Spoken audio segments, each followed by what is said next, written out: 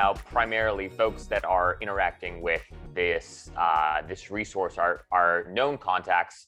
I would imagine most of these are either purchase names or sort of inquiries that sort of have come off an institution's website that are being enrolled in this sort of campaign. But can you just show us a little bit more about how would a prospective student, right, like interact with this? Do I get an email? Is it part of like a comm flow? Is it part of a search campaign? Like, what would be sort of like my first introduction to this interface? And then we'll go from there.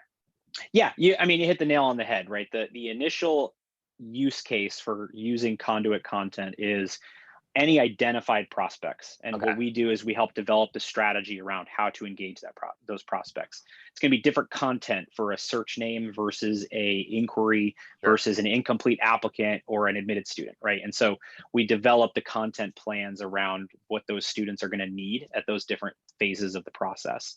And so the way that students get access to the platform, I'm going to pull up our dashboard Yeah, here please. for a moment and kind of walk through that piece. Is there are a number of different ways that students get access to the platform.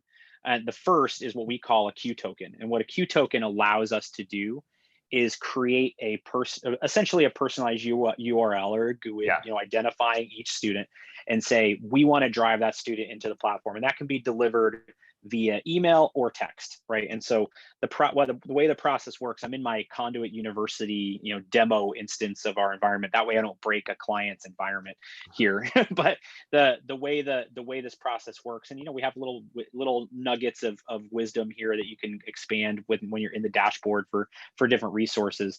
But essentially, what I do is I say, where do I want the student to land when they click that link that they get in their email or that we send them via text message. Yep. And so I can select the page on the platform to say, do I want them to go to that splashy landing page that had that background video and all the different sub pages and that sort of thing?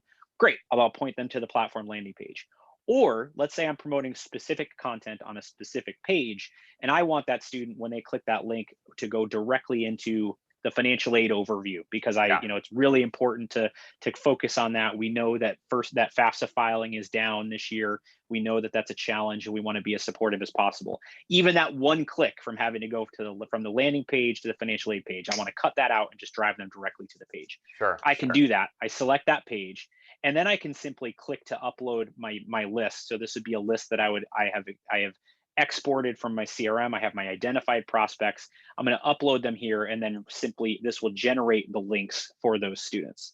With all of this said, we also have, and we're going to talk about it in reporting and whatnot as well, we have a number of integrations that make this a little bit easier, right? So we, in partnership with Underscore, have developed a Slate CRM integration. So schools using Slate don't have to go through this process. They can simply create an identified population of students within their CRM, because what's happening is anytime a new prospect record is created in Slate, we are magically sending that name over to Conduit, generating that unique identifier and delivering it back into Slate, right? And so that's makes it so that Slate clients can integrate links to the Conduit platform into their portals, into any communications that they develop on behalf of their students. And now you've got this Netflix platform that's an extension of your other content within your Slate instance.